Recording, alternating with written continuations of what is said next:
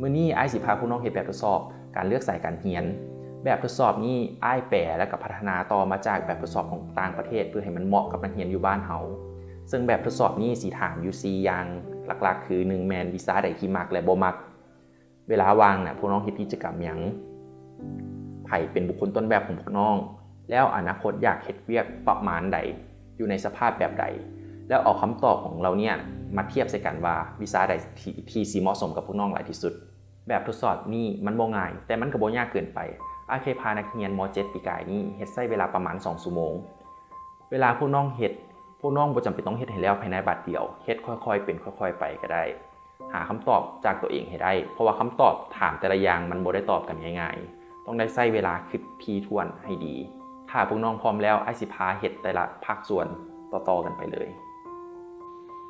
ทำอิฐพวกน้องก็ต้องได้ไปดาวน์โหลดแบบทดสอบเข้ามาก่อนซึ่งสิดาวน์โหลดก็เข้าไปที่เว็บไซต์ของพวกอ้ายนี่แหละ www.collegemajors.la เข้าลงมาแล้วก็มันสามารถเข้าอยู่ได้2บอนอันทำอิฐกับแมนเข้าจากตัวสไลด์โซนี่คลิกไปสไลด์อันต่อไปเนาะก็สามารถเข้าผ่านตัวนี้ได้เลยหรือเลื่อนลงมาเข้ามานำตัวอยู่วงบนตัวนี้ก็ได้แบบทดสอบควรเรียนสาขาใดดีคลิกเข้าไปมันจะขึ้นมาอีกหน้านึงก็คือนี่มาพวกน้องคลิกตัวคำว่าดาวน์โหลดนี่โหลดถ้าคลิกไปแล้วมันก็สิขึ้นมาเป็น Windows ตัวใหม่ตัวเนี้ยจะเป็นไฟล์ PDF พวกน้องก็เซฟลงคอมไว้แล้วก็ปริ้นออกมาเฮ็ด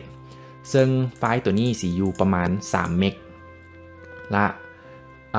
มันสิมีรายละเอียดต่างๆเนาะให้พวกน้องอ่านตัวรายละเอียดนี่ให้ดีๆมันสิมีรายละเอียดว่าเป็นหยังจึงถามอันนี้แล้วแต่ละอันสิมีตัวอย่างให้เบิ่งตัวอย่างที่ดีมันหยังตัวอย่างที่บ่ดีมันหยัง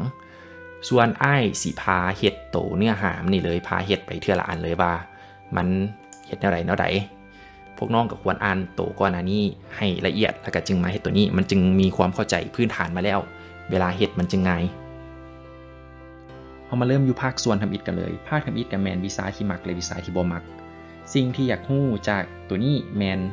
เป็นหยังเฮาจึงมักวิชานั้นและเป็นหยังเฮาจึงบ่มักวิชานั้นโตวิชาอีกมันบ่สำคัญแต่เหตุผลว่าอีหยังที่เฮ็ดให้เฮามักหรือว่าบ่มักตัวนั้นผลมันเป็นหัวใจสำคัญซึ่งตัวนี้มันสิบอกเฮาโดยรวมให้ฮู้ว่าแขนงใดโดยรวมเนาะว่าแขนงใดที่เฮาควรจะไปก็มาเริ่มเฮ็ดกันเลยโตทำอิฐกับแม่นวิชาที่มักวิชาใดที่เฮามักและรู้สึกม่วนตอนเรียนพวกน้องก็ลองคิดคืนตอนม.7 ว่าเรียนตัวใดมันเพลิดเพลินสำหรับตัวนี้ให้พวกน้องพยายามเบิ่งข้ามอาจารย์ไปเพราะว่าบางทีเฮาบ่มักอาจารย์ไหนก็สิมักบ่มักวิชานั้นไปเลยพยายามเบิ่งข้ามตัวนั้นไปก่อนเอาตัวเนื้อหาวิชานั้นดีกว่าวันนี้วิชาที่มักตัวอย่างอ้ายเลยเนาะตัวอย่างอ้ายก็สิเอาแม่นวิชาที่อ้ายมักฟิสิกส์ตอนนั้นนะฟิสิกส์แล้วคำถามต่อไปก็คือวิชานี้มีรูปแบบการเรียนเอาได้ที่เฮามักพวกน้องที่จริงการถามตัวนี้ก็แม่นถามว่าเป็นหยังจึงมักวิชานั้นแล้วถ้าถามตรงๆไปว่าเป็นหยังจึงมักวิชานั้นคำตอบที่พวกอ้ายเคยได้จากนักเรียนม.7 ปีกายๆนี่ที่พวกอ้ายเคยเฮ็ดกิจกรรมนำส่วนหลายก็แม่นวิชาน้องเรียนได้เด้มันง่ายมันแก้ได้เฮ็ดได้รู้สึกดีไปก็คำตอบพวกนี้มันสิบ่ซอยหยังในการเลือกเทียบว่าเฮาสิเหมาะสมกับวิชาใดอ่านรายละเอียดก่อนหน้าที่จะมาเฮ็ดตัวเนี้ยได้มันสิบอกว่าตัวใดเป็นแบบอย่างที่ดีตัวใดเป็นแบบอย่างที่บ่ดีแล้วเหตุผลที่อ้ายมักฟิสิกส์ก็คือตอนอ้ายเรียนฟิสิกส์มันคิดภาพนำได้เวลาได้โจทย์มาเนาะเฮาก็คิดภาพไปแก้วตาเสือบ่หรือว่าการเคลื่อนไหวของรถอีหยังมันอิงใส่สภาพตัวจริงแล้วเฮาคิดหาภาพตัวจริงนำได้อ้ายมักตัวนั้นก็คืออ้ายมักการสำนึกภาพได้ของฟิสิกส์แล้วไอ้วิชาที่อ้ายบ่มักก็เป็นเลขก็ย้อนว่าง่ายๆเลยมันสำนึกภาพบ่ได้ฉะนั้นสำหรับอ้ายเองเหตุผลที่อ้ายมักฟิสิกส์ก็คือฟิสิกส์มันสำนึกภาพได้บางคนมักฟิสิกส์ด้วยเหตุผลที่ต่างกันไปก็แล้วแต่เหตุผลของไผของเราบางคนก็เคยตอบว่ามักฟิสิกส์ย้อนว่ามันต้องได้ปีนสูตรไปมักความซับซ้อนของมันพวกน้องลองถามตัวเองว่าเป็นหยังจึงมักวิชานั้นถามลงไปอีกเรื่อยๆเป็นหยังจนกว่าจะได้คำตอบที่เจาะจงคำตอบรวมควรหลีกเลี่ยงเนาะของอ้ายแมนมักฟิสิกส์ย้อนว่าสำนึกภาพได้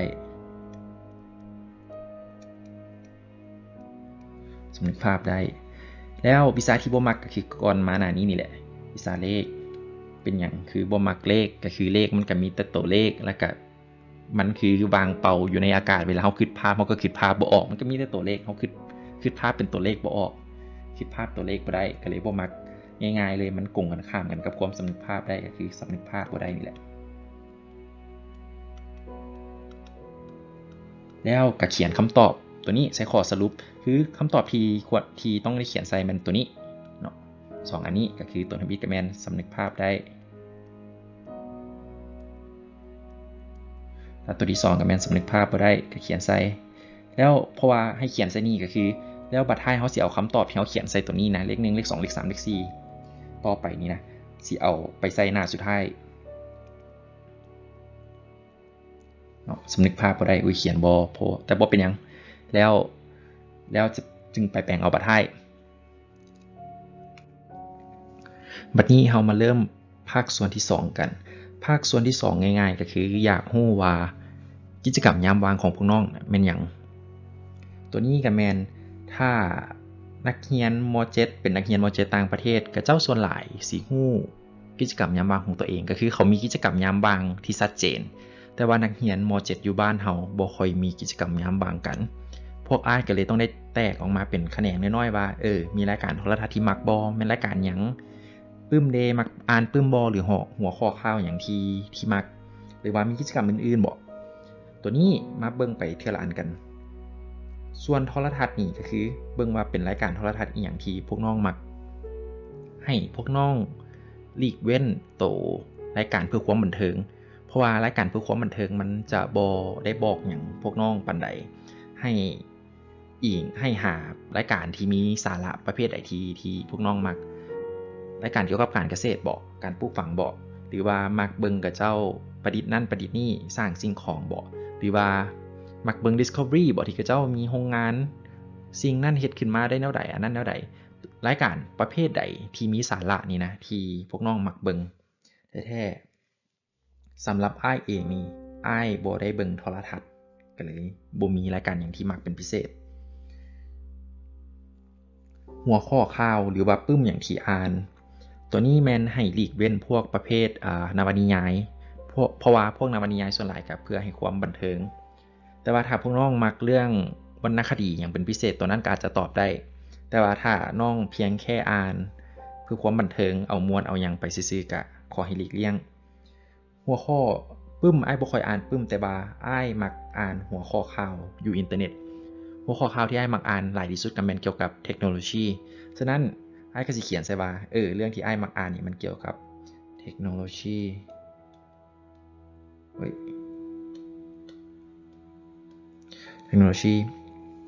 บัดนี้กิจกรรมอื่นๆที่พวกน้องสนใจนะมีหยังส่วนหลายนักเรียนม.7 ที่อ้ายเคยพาเฮ็ดกิจกรรมพาเฮ็ดแบบทดสอบนี้มาส่วนหลายสิบ่มีถ้าบ่มีก็บ่เป็นหยังถ้าพวกน้องยังเหลือเวลาหลายก่อนที่จะต้องได้เลือกสายเรียนพวกน้องก็พยายามหากิจกรรมอื่นๆเฮ็ดเบิ่งตัวนี้สำหรับอ้ายเองอ้ายมีกิจกรรมที่อ้ายมักเฮ็ดก็คืออ้ายมักเล่นคอมแล้วเวลาเล่นคอมอ้ายมักไปตบแต่งรูปแปลงรูปอ้ายมักใช้ Photoshop อ้ายก็ไปเบิ่งในอินเทอร์เน็ตกับเจ้าเฮ็ดเอาใดก็เฮ็ดตามเขาอ้ายมักออกแบบนั้นออกแบบนี้เรียนใส่นั่นเรียนใส่นี่ก็คืออ้ายมักการออกแบบอ้ายมักการออกแบบ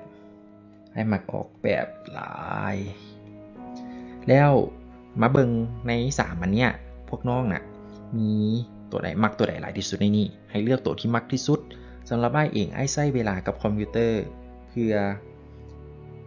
เหตุการณ์ออกแบบนี้หลายกว่าที่จะไปอ่านข่าวอ่านแป๊บเดียวแต่ว่าออกแบบนี้เป็นชั่วโมงเฮ็ดแต่ละเทื่อนี่เป็นชั่วโมงถือว่ามักตัวเนี้ยหลายสุดก็เลยเนี่ยเลือกเอาตัวนี้ก็มาเขียนใส่ว่ามักการออกแบบตัวนี้ก็สิบอกแบบทดสอบตัวนี้ก็สิบอกโดยรวมๆว่าความสนใจของเฮานะมันไปด้านใดมันก็สิซอยตอบไปบัดท้ายได้ภาคส่วนที่3ก็คือสิมาถามว่าบุคคลตัวแบบในการเฮ็ดเวียกของพวกน้องนั้นเป็นไผถ้าเป็นภาษาอังกฤษง่ายๆก็แม่นสิถามว่าไอดอลมันไผแต่บ่แม่นเน็ตไอดอลเด้ออันนี้มันไอดอลในการเฮ็ดเวียกบัดนี้พวกน้องก็ลองเบิ่งว่าพวกน้องน่ะนับถือไผเป็นบุคคลต้นแบบพ วกอ้ายเคยเฮ็ดกับนักเรียนม.7 ของปีก่อนๆนี่แหละหลายๆคนก็สิตอบมาว่ามีพ่อมีแม่มีลุงป้าน้าอาที่มีกระเจ้าเป็นบุคคลต้นแบบย้อนว่ากระเจ้าเป็นคนเสียสละกระเจ้าเป็นคนดุมันอื่นๆเนาะตัวนี้พวกอ้ายอยากให้หลีกเว้นพวกอ้ายอยากให้พวกน้องนะลองคิดหาเวียกที่กระเจ้าเฮ็ดเวียกที่เขาเฮ็ดผลงานที่เขาเฮ็ดออกมาให้เบิ่งตัวนั้นหลายกว่าเพราะว่าคนดีๆคนเก่งส่วนหลายกระเจ้าก็สิมีความเสียสละเขาก็สิมีความเก่งในโตของกระเจ้าอยู่แล้วถ้าเฮาเอาคำตอบพวกนั้นไปตอบมันสิบ่ได้หยังให้ไปเบิ่งที่ผลงานการเฮ็ดเวียกของกระเจ้าและโตและอีหยังผลงานอีหยังที่น้องน่ะอยากเฮ็ดให้ได้คือกระเจ้าแล้วอีกอย่างนึงที่ควรหลีกเลี่ยงก็คือพวกน้องถ้ามีบุคคลต้นแบบใดมักผู้ใดย้อนว่ากระเจ้ารวยตัวนี้ก็ควรหลีกเลี่ยงคือที่อ้ายเคยเจอก็คือบางคนก็มักเฒ่าแก่น้อยแล้วก็มักบิลเกตสตีฟจ็อบส์ย้อนว่ากระเจ้ารวยแต่ว่าตัวเนี้ยอยากให้หลีกเว้นอยากให้ไปเบิ่งผลงานของกระเจ้าหลายกว่าเพราะว่าถ้าพวกน้องมีเฮ็ดมีทักษะในด้านใดว่าไปเรียนด้านใดแล้วเก่งด้านนั้นแท้ๆนะแล้วมีแนวคิดในการสร้างเงินนะพวกน้องก็สิรวยแต่ถ้าอยากเอาแค่คำว่ารวยละล่านะมันบ่สามารถไปตอบมันบ่สามารถไปตอบได้ว่าสาขาใดสิเหมาะสำหรับพวกน้องวันนี้ก็มาลองเบิ่งอ้ายสิยกตัวอย่างของอ้ายมีคนที่อ้ายมักอยู่2คนนำอิชื่อว่าคีดยามาชิตะเป็นที่ปรึกษาให้บริษัทใหญ่ๆเราสิให้ปรึกษาหลายๆเรื่องเลยหลายๆอย่างในหันก็แม่นให้ปรึกษาเกี่ยวกับว่าสิปรับปรุงบริษัทแนวใดให้มันมีประสิทธิภาพหลายขึ้นแล้วก็สามารถสร้างทีมเวิร์กในทีมของบริษัทหันแนวใดอันนี้ก็เป็นผลงานที่อ้ายมักของเราและอีกคนนึงที่อ้ายมักเราชื่อว่าคริสตาโดนัลเราเป็น mechanical engineer แล้วทีมงานของเราน่ะสร้างหัวเข่าเทียมที่เฮ็ดให้คนพิการสามารถซื้อหัวเข่าเทียมที่มีคุณภาพราคาที่คุณภาพราคา1,000ซื้อได้ในราคา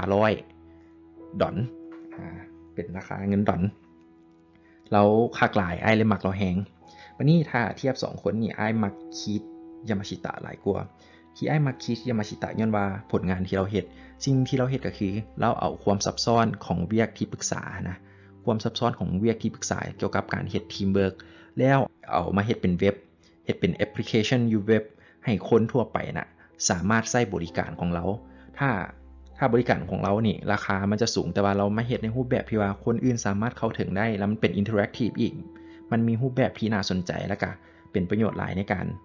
รเฮ็ดเวียกเป็นทีมและราคามันถูกซึ่งสิ่งที่อ้ายมักก็คือเราสามารถเอาสิ่งที่ซับซ้อนมาเฮ็ดเป็นอย่างที่เข้าใจง่ายได้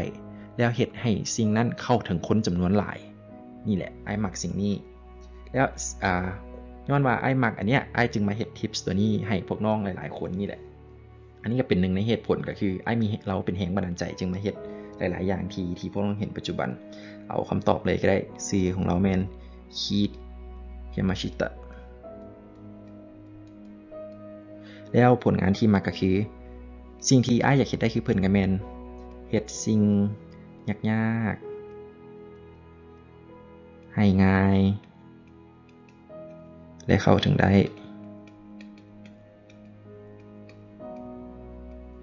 ้หลายคนนะกับตัวเนี้ยเป็นคำตอบของอ้ายกับมันตอบใส่อยู่บนนี้บัดนี้มาเข้าภาคส่วนที่4กันภาคส่วนที่4สิง่ายน้อยนึงเพราะมันเป็นลิสต์คำตอบมาให้แล้วพวกน้องจึงบ่ได้ใช้ความคิดหลายสำหรับตัวนี้ก็ง่ายๆเลยว่าให้พวกน้องจินตนาการมาอนาคตนะอยากเฮ็ดเวียกแบบใดอยากอยู่ในสภาพแวดล้อมแบบใดที่พวกอ้ายเอาตัวนี้เข้ามาก็คือพวกน้องหลายๆคนจะบ่ค่อยมีประสบการณ์บ่ฮู้ว่าการเฮ็ดเวียกในปัจจุบันน่ะมันมีรูปแบบใดๆพวกอ้ายก็เลยเฮ็ดมาเป็นตัวเลือกให้พวกน้องเบิ่งเพื่อจะให้พวกน้องได้คิดได้เบิ่งแล้วก็คิดตามมาอนาคตวาดภาพตัวเองไว้เลยว่าสิเป็นประมาณใดเข้ามาเบิ่งตัวทำอิฐก็คือมาเฮ็ดเวียกอยากเฮ็ดเวียกกับไผก็สิเป็นทั่วไปเนี่ยมีเฮ็ดเวียกกับรัฐเฮ็ดเวียกช่วยเหลือสังคมเฮ็ดเวียกกับ NGO นี่เฮ็ดธุรกิจตัวเองบอกเลยว่าเฮ็ดเวียกกับเอกชน หรืออาจจะเป็นพวกรับงานอิสระเป็นฟรีแลนซ์ไปเลยหรือถ้าพวกน้องเขียนอันอื่นออกพวกน้องก็เขียนใส่สำหรับอ้ายนี่สิ่งที่อ้ายมักนี่อ้ายมักอ้ายเฮ็ดเวียกช่วยเหลือสังคมอ้ายก็มักสร้างธุรกิจตัวเองอ้ายก็อยากมีก็คืออ้ายเอาเลือกตัวใดตัวหนึ่ง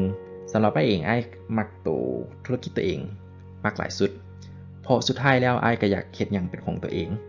เวียกช่วยเหลือสังคมก็มัก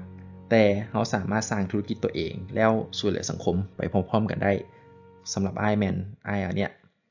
สร้างธุรกิจตัวเองแล้วลักษณะการเฮ็ดเวียกเด้มันก็ใช้เวียกบางอย่างก็ใช้ความคิดเป็นหลักบางอย่างก็ใช้สีมือหลายๆก็คือพวกจิตรกรบ่หรือว่าเป็นสร้างอย่างหลายๆอย่างเนี่ยต้องได้ใช้สีมือทักษะเป็นพิเศษใช้การคิดไล่มีการประสานงานแล้วก็ใช้เทคโนโลยีหรือว่าอื่นๆถ้าบ่น้องคิดเรื่องอันอื่นๆได้ก็เขียนใส่สำหรับอ้ายเนาะอ้ายมักอย่างที่ใช้เทคโนโลยีเป็นหลักอ้ายมักคอมอ้ายมักอย่างหลายๆอย่างก่อนหน้านี้อ้ายก็ตอบมาแล้วว่าอ้ายมักอ่านเกี่ยวกับเทคโนโลยีอ้ายมักอันเนี้ยฉะนั้นอ้ายก็เลือกตัวนี้ถ้าพวกน้องมีอันอื่นพวกน้องก็คิดอันอื่นเขียนใส่วันนี้สภาพแวดล้อมในการเฮ็ดเวียกก็คือประจำสนามนี่หมายความว่าถ้าพวกน้องอยู่เวียงเนาะก็หมายถึงไปเฮ็ดเวียกอยู่ต่างแขวงไปอยู่ต่างแขวงดนๆเดือนนึงพักเทื่อนึงแล้วจึงกลับมาบ่สิตัวนี้แม่นไปเฮ็ดเวียกอยู่ห่างไกลจากบ้านเฮาเลยวันนี้ลงสนามเรื่อ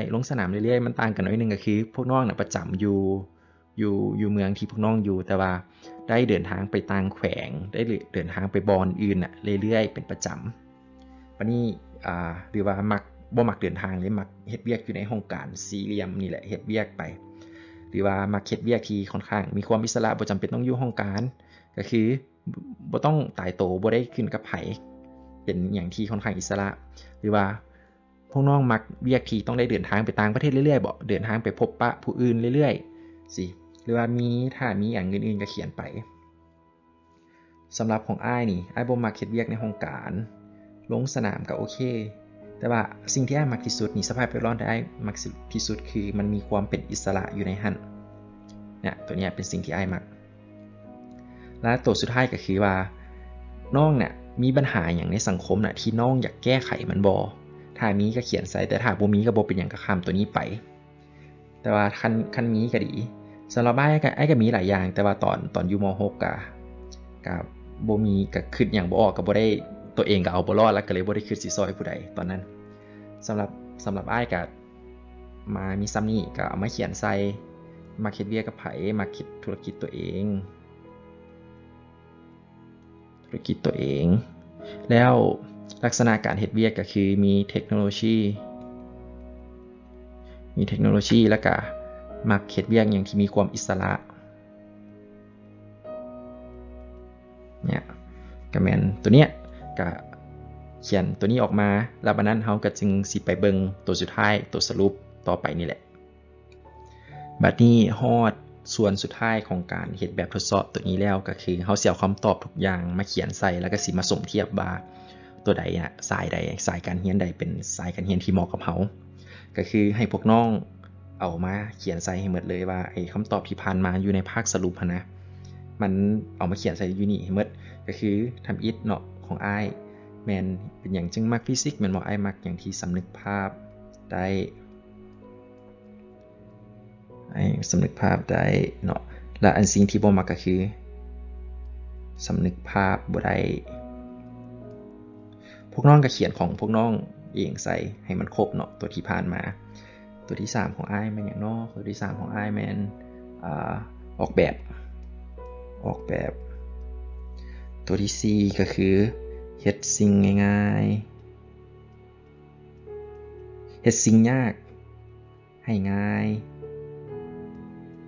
เฮ็ดสิ่งที่ซับซ้อนบ่แม่นสิ่งยากสิ่งที่ซับซ้อนให้ง่ายและเข้าถึงให้คนจำนวนหลายได้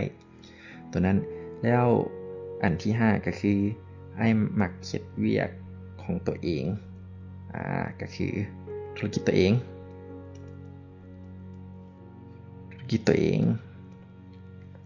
แล้วสิ่งที่อ้ายมักก็คือเวียกที่ต้องได้ใช้เทคโนโลยี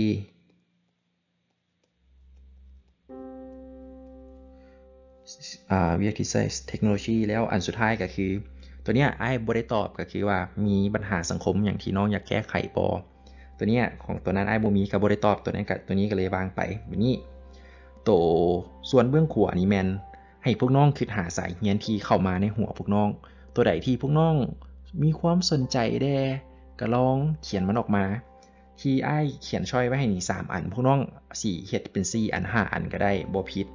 ก็ลองคิดคร่าวๆว่าอีหยังที่เข้ามาในหัวลองเบิ่งไอ้ก็สิลองเขียนใส่เนาะสายเรียนก็คือไอ้เคยเรียนเศรษฐศาสตร์มาก็สิเขียนเศรษฐศาสตร์ใส่แล้วสิ่งหนึ่งที่ไอ้สนใจมากเรื่อยๆก็แม่นกราฟิกดีไซน์ก็คือการเฮ็ดออกแบบกราฟิกแล้วสุดท้ายก็แม่นลองเอาแพทยศาสตร์ใส่เบิ่งแพทย์เขียนใส่แพทย์บัดนี้เฮาก็มาขีดต่อใส่กันว่าตัวใดมันสิไปนํกันได้เฮาลองมาเบิ่งเทื่อละอันกันเลยวันนี้ข้อทำบิดของอ้ายแม่นการสำนึกภาพเนาะการสำนึกภาพได้เศรษฐศาสตร์สำนึกภาพได้บ่เศรษฐศาสตร์ก็คือเศรษฐศาสตร์มันเป็นอย่างที่ก็เป็นอย่างที่เรียนเกี่ยวกับตัวจริงแต่ว่ามันบ่ได้สำนึกภาพได้คือฟิสิกส์ในความหมายของฟิสิกส์ที่อ้ายมักนะก็คือเฮาจินตนาการบ่ออกว่าทรงเข้าน้ำออกนะในปริมาณนั้นปริมาณนี้มันเป็นแนวใดมันบ่มีภาพอยู่ในหัวฉะนั้นเศรษฐศาสตร์มันบ่ไปกับสำนึกภาพได้อ้ายก็บ่คิดต่อกันบัดนี้กราฟิกดีไซน์กับการสำนึกภาพเต็มเลยเฮาสำนึกภาพแบบอยู่ในหัวแล้วก็เอาออกมาผ่านมือผ่านคอมไปฉะนั้นตัวนี้ไปนำกันได้กราฟิกดีไซน์กับการสำนึกภาพแพทย์บัดนี้นะแพทย์เฮ็ดหยังกับของจริงแท้ๆเฮ็ดหยังกับคนจริงแท้ๆสำนึกภาพได้แน่นอนแพทย์บัดนี้เฮามาเบิ่งตัวต่อไปก็แม่นการออกแบบเศรษฐศาสตร์มันบ่ได้ออกแบบหยังฉะนั้นก็มันคิดต่อกันบ่ได้บัดนี้ออกแบบกับกราฟิกดีไซน์มันอันเดียวกันเลยการออกแบบกับกราฟิกดีไซน์แพทย์ออกแบบบ่กะคันสิว่ากะในความหมายในการออกแบบของอ้ายกับบ่แม่นแต่ถ้าในความหมายในการออกแบบของพวกน้องคือบางกรณีก็คือแพทย์ก็ต้องได้เวียกของแพทย์ก็บ่ได้ตายตัวเนาะก็เบิ่งตามอาการคนไข้แพทย์อาจจะได้ออกแบบการรักษาตามสถานการณ์ถ้าในความหมายตัวนั้นแม่นความหมายของพวกน้องก็ขีดใส่ต่อกันเลย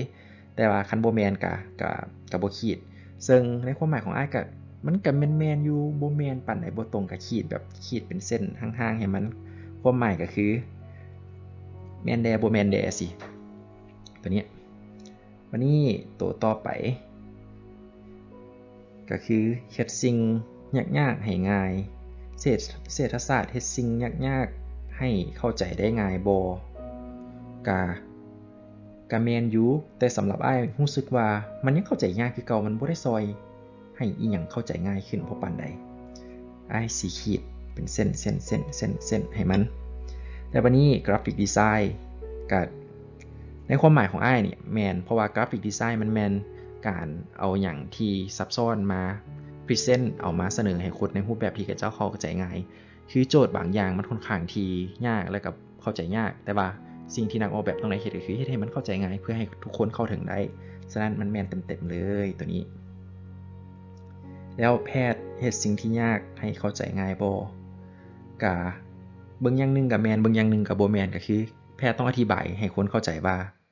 ในอธิบายสิ่งง่ายๆการรักษาในภาษาที่ง่ายๆให้คนเข้าใจแต่ว่าการเรียนของเจ้าน่ะยากหลายซึ่งก็ขีดต่อให้มันแล้วธุรกิจตัวเองก็ลองเบิ่งเศรษฐศาสตร์กับธุรกิจตัวเองก็ได้อยู่คันว่าก็ได้ก็ขีดต่อไปกราฟิกดีไซน์กับธุรกิจตัวเองก็ขีดได้ก็ต่อไปบัดนี้แพทย์ได้บ่ก็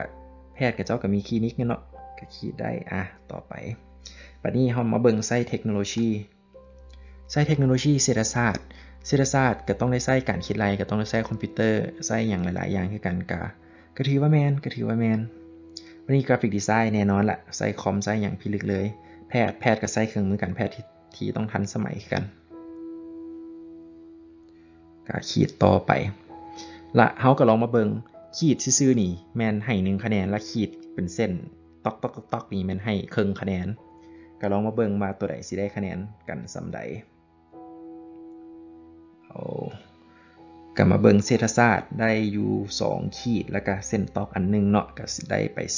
2.5 คะแนนกราฟิกดีไซน์ได้เต็มเลยคือทุกอย่างมันเข้ากับการออกแบบได้หมดฉะนั้นก็มีอยู่